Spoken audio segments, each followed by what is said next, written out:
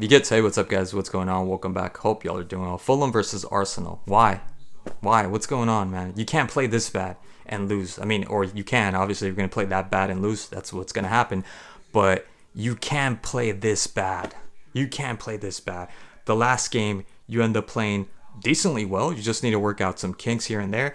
And you could have won that match. Okay, you slipped up. You have this match to redeem yourself. And what do? You not only lose the match, but you play in horrible fashion, horrible style. I don't know if even I could call it that. What is that, the way they played? Soulless, flat football. Nothing.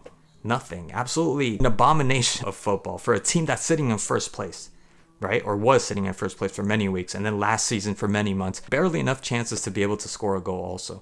And it started off well, Saka scoring that goal. And it looked like as soon as it hit his foot, you saw him like, oh, as soon as it left his foot, he was like, oh my God, no. Like he thought it was going to go out. Like I saw him like taking his hands, about to take his hands to his head and just like in disbelief, right? I can't believe I missed that shot right in front of the goal. Luckily it went in. And instead of after that goal, Arsenal taking the reins, Arsenal starting to attack and starting, wanting to get the second, third, fourth, fifth goal, it was Fulham for at least 10 minutes that was just controlling the match. Why? How are you letting Fulham take reign? Yeah, I get it. They're at home field advantage, but you're Arsenal. It's just not any team. One of the best teams in the Premier League, right? Hence why you're in first place, second place. It's like, it doesn't make any sense. I mean, I love that aspect too. Don't get me wrong, that a team like Fulham, and I'm not saying they're a small, just any little itty bitty team. I remember this Fulham team gave Manchester City last season a lot of trouble. I loved watching Fulham versus Manchester City because it was the only team, or one of the few teams, that kind of gave Manchester City a run for their money. It wasn't the easiest thing. They ended up winning, I think, most of the match. I don't know if there was a match that they won, but it was always an issue for Manchester City. And they just looked really well. So it's not a small team, but this team right now, the way they're playing Arsenal, the way they've been playing, besides the West Ham game, I thought, okay, they're just, they slipped up that one game. This game, they're going to be able to come back and everything's going to just be, everything's going to fall into place and they're going to keep going. They're going to keep going. This shows that they're not fit to win the league, and they never will be. They never will be playing like this. Unless this is the last time that they play like this, they are not going to win anything. I promise you, they're not going to win anything. And it's devastating because, I mean, first of all, you're giving Manchester City the advantage to catch up to you. And second of all, I want somebody else besides Manchester City winning this. Please, Aston Villa, because I don't think Liverpool's also more or less in the same boat as Arsenal. So I don't know. Aston Villa, please do us all a favor and, show them how it's done. You know what I mean? It's horrible. Like, it's just, no, like the few times, the only time that I was like, there it is, give me more of that, was that beautiful combination with Saka, Martinelli, or Odegaard, Rice, Martinelli, and Martinelli with the shot, like near miss. I think it was the second post.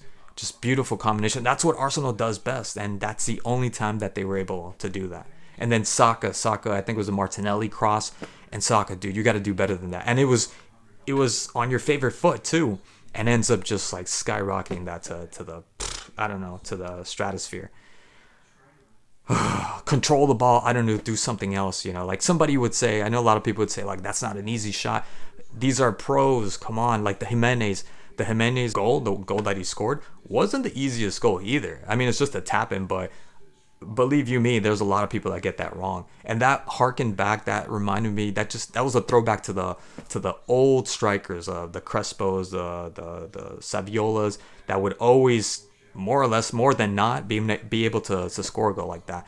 So credit to Jimenez for that beautiful strike. And I don't see why someone like Saka can't do the same thing. It's a different ball, I get that, but control the ball, do something better. You at least hit the target. That's what I'm saying. At least hit the target, right? Just the amount of times that they were just imprecise with the ball, just giving the ball away like nothing, like it didn't even matter. I'm not saying that they don't care, but just the focus, concentration. What is it? What is it that sometimes they're on and sometimes they're not on?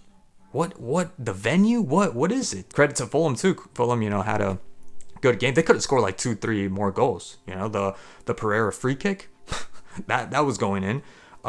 Jimenez had a ball that who was it? Robinson was clearing it. I don't know if it was a rebound, but ended up falling to Jimenez. Jimenez could have done a better job at controlling the ball because I think Gabriel gave him plenty of space. They didn't even try to cover him, just in case he might have gotten a penalty over that.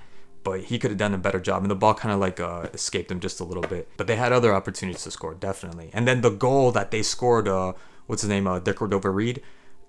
Rice, my guy, come on, you're a tank compared to Castagna. Castagna's no skinny dude either, but you let him get past you. And the header, and then after that was just rebound after rebound. There isn't much to say. Nothing else I can add to this. It's a shame. It's not even just the defeat, but it's also the way they played. Come on, you guys got to be honest. This was absolutely just flat football. It was embarrassing. This can't be a first place team or second place team. It can't be a top 3 team. There was no spirit. There was no fight. Nothing. I don't know. I don't know what's gonna happen. I know they're gonna probably play better the next game, but is it gonna be enough? In the end, is it going to be enough? I don't know.